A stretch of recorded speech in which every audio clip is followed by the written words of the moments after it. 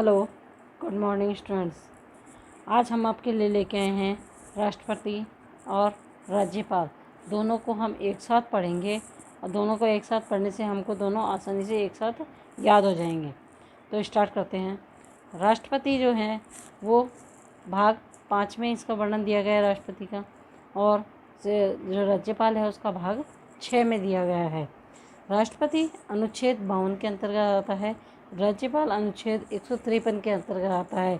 अनुच्छेद यहाँ 52 है, यहाँ पे हम 53 लगा देंगे और उसके आगे 1 लगा देंगे, 153 अनुच्छेद में आता है।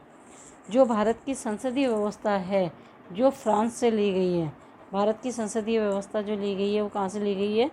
फ्रांस से ली गई है। भारत का जो राष्ट्रपति होता है तो वो वंशानुगत नहीं होता है, वो जनता द्वारा अप्रत्यक्ष रूप से निर्वाचित किया जाता है। जबकि जो राज्यपाल होता है वो राष्ट्रपति के प्रसाद पर्यंत पद पर बना रहता है, कि राष्ट्रपति जब तक जाएगा वो तब तक ही पद पर बना रहेगा। जो राष्ट्रपति का पद है वो देश का, हमारे भारत देश का सर्वोच्च पद है, अर्थात सबसे बड़ा पद होता है जो राष्ट्रपति का है। जबकि राज्य में जो होता है वो राज्यपाल का सर्वोच्च पद माना जाता है, कि राज्य का पद राज्यों में राज्यपाल का पद सर्वोच्च होता है और देश में राष्ट्रपति का पद सर्वोच्च होता है। राष्ट्रपति नाम मात्र का शासक होता है और राज्यपाल राज्य में नाम मात्र का शासक होता है।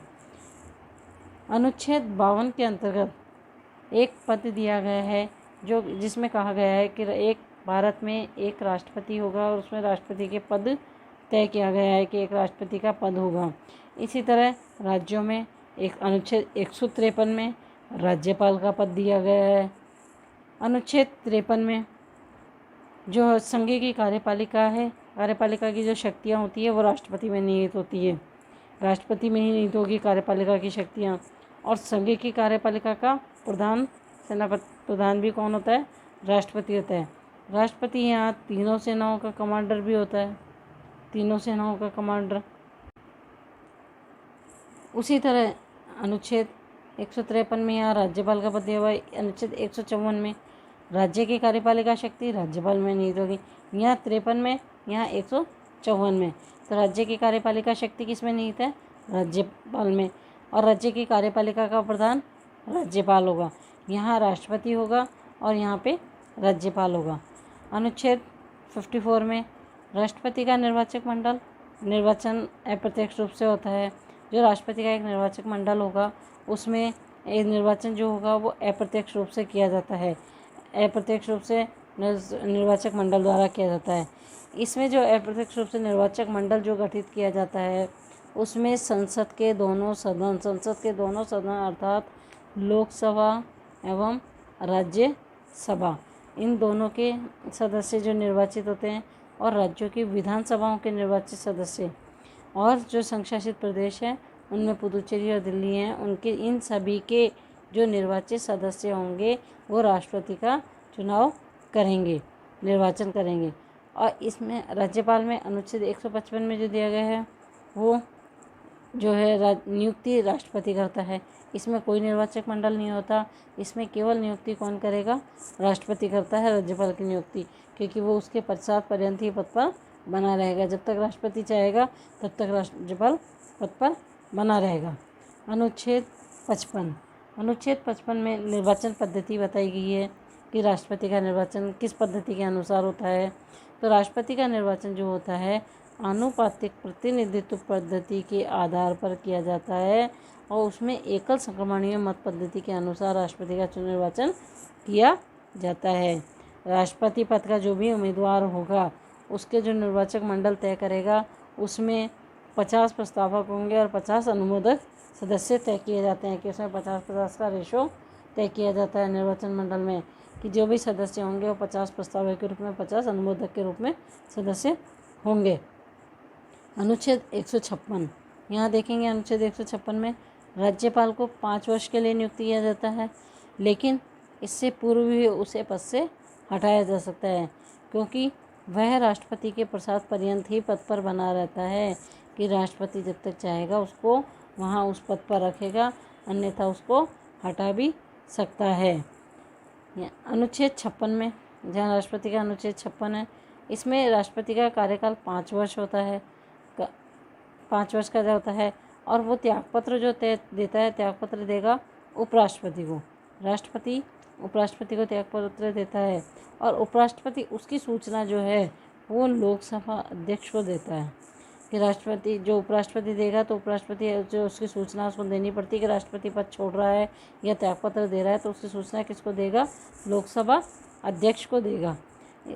और यहाँ राज्यपाल जो देगा वो त्यागपत्र राष्ट्रपति को देता है। राज्यपाल त्यागपत्र राष्ट्रपति को देता है। अनुच्छेद 57 इसमें जो है राष्ट्रपति जो है वो कितनी बार ही पद पर बना रह सकता है, ये अनुच्छेद 57 के अंदर बताया गया है कि राष्ट्रपति कितनी बार ही पद पर बना रह सकता है, चाहे वो 2 बार बन जाए चाहे 3 बार बन सकता है, वो जब तक पद पर बन सकता है। अनुच्छेद 157 राज्यपाल में उसकी योग्यताएं बताएगी कि योग्यताएं राष्ट्रपति की और राज्यपाल की दोनों की योग्यताएं सेम है। योग्यताएं जो राष्ट्रपति की हैं वो योग्यताएं अनुच्छेद 58 में है, तो दोनों की योग्यताएं सेम है। यहाँ राज्यपाल की 157 अनुच्छेद में है और राष्ट्रपति की 58 में। तो योग्यताओं में दोनों को भारत का नागरिक होना चाहिए, दोनों की आयु सेम होनी चाहिए 35 वर्ष राष्ट्रपति की और राज्यपाल की दोनों की आयु 35 वर्ष है। राष्ट्रपति लोकसभा का सदस्य निर्वाचित होने की योग्यता रखता हो, उसमें होनी चाहिए कि वो लोकसभा का सदस्य, और यहाँ पे जो राज्यपाल की होनी चाहिए वो विधानसभा का, राज्यपाल विधानसभा का सदस्य निर्वाचित होने की योग्यता रखता हो, जबकि राष्ट्रपति लोकसभा का सदस्य होने की योग्यता रखता हो। और ये किसी भी लाभ के पद पर, दोनों में यही चीज़ है कि दोनों किसी भी लाभ के पद पर नहीं होने चाहिए। अनुच्छेद 59 में शर्तें दी गई हैं। इनमें शर्तों में दोनों की शर्तें अनुच्छेद जो राज्यपाल है वो 158 में दी गई है और राष्ट्रपति की अनुच्छेद 59 में दी गई है। तो इसमें शर्तों में है कि जो राष्ट्रपति है वह किसी भी सदन का सदस्य नहीं होना चाहिए, जो सदन का सदस्य नहीं होना चाहिए। यहाँ पे ये जो राज्यपाल है वो संसद या विधानमंडल का सदस्य नहीं होना चाहिए। दोनों के बारे में ये लिखा है कि दोनों ही लाभ के पद पर नहीं होने चाहिए, ना राष्ट्रपति भी नहीं होना चाहिए और राज्यपाल भी नहीं होना चाहिए। और जब एक ही व्यक्ति राज्यपाल जो है एक से अधिक राज्यों में भी कार्य कर सकता है। ऐसा नहीं है कि राज्यपाल एक ही जगह कार्य कर सकता है, राष्ट्रपति चाहे तो उसको 2 जगह भी नियुक्त कर सकता है। और उसके जो वेतन और भत्ते होते हैं वो राष्ट्रपति द्वारा जो निर्धारित अनुपात है उसके अनुपात में दिए जाते हैं। मतलब राज्यपाल जो है वो एक से अधिक राज्यों में भी कार्य कर सकता है, तो राष्ट्रपति जब उसको एक से अधिक राज्यों में देगा तो उसके जो वेतन और भत्ते हैं वो राष्ट्रपति द्वारा उसके अनुपात के अनुसार ही निर्धारित किए जा। शपथ का जो वर्णन है वो अनुच्छेद 60 में दिया गया है कि जो राष्ट्रपति को शपथ दिलाएगा वो उच्चतम न्यायालय का जो मुख्य न्यायाधीश होता है, सर्वोच्च न्यायालय जो है हमारा, उसका मुख्य न्यायाधीश अर्थात CJI वो जो शपथ दिलाएगा। अगर वो ना हो तो उसके अनुपस्थिति में जो भी वरिष्ठतम न्यायाधीश होता है, जो भी बड़ा न्यायाधीश होगा, वो संविधान की रक्षा और जनता के कल्याण के लिए राष्ट्रपति को शपथ ग्रहण करवाएगा।